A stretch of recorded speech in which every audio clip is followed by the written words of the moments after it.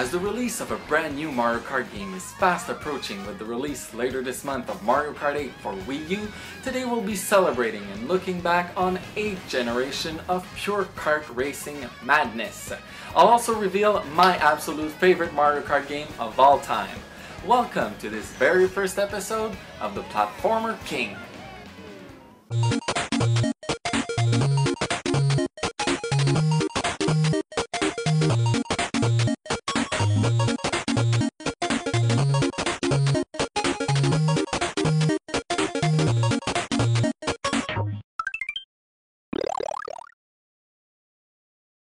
I know it may seem odd to start a show that has platform in the title with a racing game, but I'd just like to say right off the bat that I'll be talking about any kind of games that involve fun, family, friends. Those are my kind of games. So let's stop talking and let's start playing. First up, Mario Kart Wii. Already 6 years old, it was released in 2008 for the highly successful Wii console. It's also the best-selling game of the lineup, with more than 34.5 million units sold to date, and the third best-selling game in history. Mario Kart Wii is right behind Wii Sports, that was bundled with the Wii, and none other than the cult classic, the original Super Mario game for the NES. Even though it may seem oddly familiar to lots of us, there were many new things introduced in Mario Kart Wii. For example, it was the very first Mario Kart game on a home console to support online play. Playing with real players from all around the world in the comfort of your own living room really boosted the fun factor, as well as the difficulty level of the franchise. It was also the first game to introduce motorcycles as playable vehicles, and the first Mario Kart game with motion controls. I have to admit, playing with that little plastic wheel was fun for a couple of hours.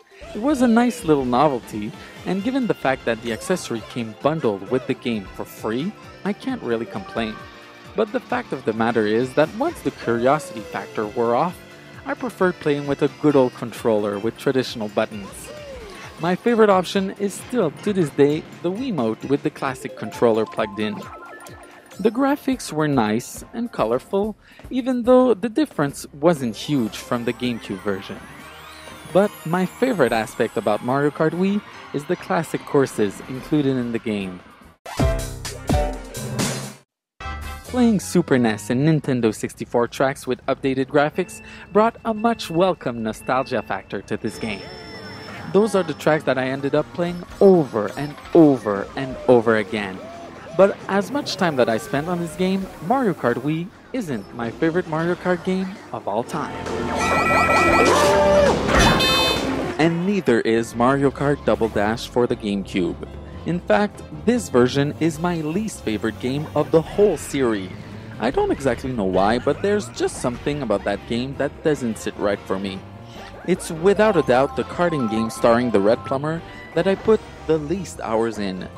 Maybe it's the fact of having two players riding the same kart, with one of them having practically nothing to do except sometimes pushing a button to throw a random item.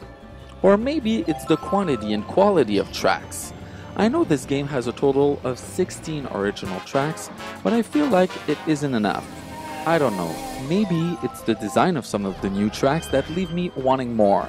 I mean, one of the course is a simple oval. How boring is that? The only thing simpler than an oval would be a straight line. And please don't take this personal, as I know Mario Kart Double Dash is probably someone's favorite out there, but it's just not mine. I mean, I enjoyed the nice jump in graphics from the N64 version, but personally, this game doesn't do much for me.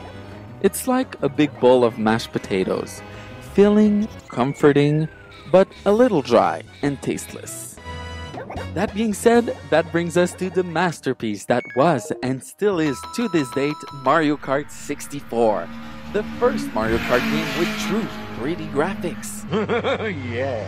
Yeah, baby! Yeah. I remember how impressed I was the first time I saw this game, but that wasn't all. The Nintendo 64 allowed for something special that had never been done before on any home console. The 4 ports of the system permitted 4 players to play at the same time in the same living room for the very first time ever.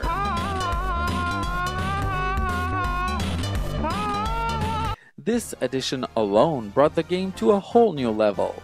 I know this game is considered to be the best Mario Kart game ever for many of you, and I can totally understand why. This game has some of the greatest tracks ever seen, and the new analog stick of the N64 controller allowed for precision racing. No one can argue, and any fan of the kart series would place this classic on top of their list. But even if this game comes really close to being my favorite, it just misses the first spot by a hair. Now moving on to the portable platforms of Nintendo, we have Mario Kart Super Circuit for the Game Boy Advance, Mario Kart DS, obviously for the Nintendo DS, and Mario Kart 7 for the 3DS. Each of them brought something new and unique. Mario Kart 7 is the first and only Mario Kart game available in true stereoscopic 3D. How cool is that? It also introduced circuits with part of them underwater or in midair. As a matter of fact, we saw in recent previews that this ingenious new idea will make its way to the highly anticipated Mario Kart 8 or Wii U. Then, Mario Kart DS had some of my favorite tracks of all time, like the clock circuit for example. This game was an instant success, with more than 20 million copies sold to date. It was the first Mario Kart to introduce online play via the Nintendo Wi-Fi connection service of the Nintendo DS. But my favorite of the portable games has to be Mario Kart Super Circuit for the Game Boy Advance. And hold on before leaving negative feedback, I know the game didn't introduce anything truly unique or revolutionary. The graphics were pretty simple with half 3D graphics similar to Super Mario Kart on the Super Nintendo. But there's just something charming about that game. Something oddly satisfying about collecting coins in a straight line to get a little extra boost of speed. A simple charm in graphics and track design. Because at the end of the day, gameplay is what wins us over, nothing else. And to top everything like icing on the cake is that this game for the GBA contains every single track from the Super Nintendo edition. For me, it was like having 2 games in one, with one of them being my absolute favorite Mario Kart game of all time. So there it is, you heard it. The Super Nintendo version from 1992 is, in my opinion, the best of them all. But it was a pretty easy win for the Super NES version because the games you grew up with always hold a special place in your heart. You hear the music, you see the little pixeled racer, and you instantly feel a warm and fuzzy feeling inside. It is the game that started it all.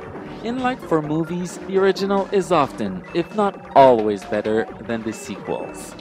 Without Super Mario Kart for the Super Nintendo, there would be no N64, Wii, or Wii U versions. And I'm not alone to love this game so much, as it was chosen as one of the best games of all time by many publications, like Edge, IGN, The Age, GameSpot, and the Guinness Book of World Records. It isn't only the first Mario game on a kart, but it's also the first kart racing game, period. It defined and inspired a whole new era of game that developers would soon aspire to match, but to this date, never succeeded. Nintendo achieved a level of quality unmatched 7 times in a row, and without any doubt is about to succeed once again with Mario Kart 8 for Wii U. The only thing sad about this latest entry is that it'll probably sell less than its predecessors, simply because of the fact that there isn't a lot of Wii U's out there. So not a lot of people will get to enjoy the stunning new HD graphics and new gameplay mechanics, and that's sad. So hold on to your copies, as it will probably become a collector's item in a not so distant future. One thing's for sure, this new entry will, like every other one, become an instant classic. Welcome home, Mario Kart 8. Thank you for watching this very first episode of The Platformer King. I hope you enjoyed. If you want me to continue posting new videos, please like and subscribe. Until next time, happy gaming!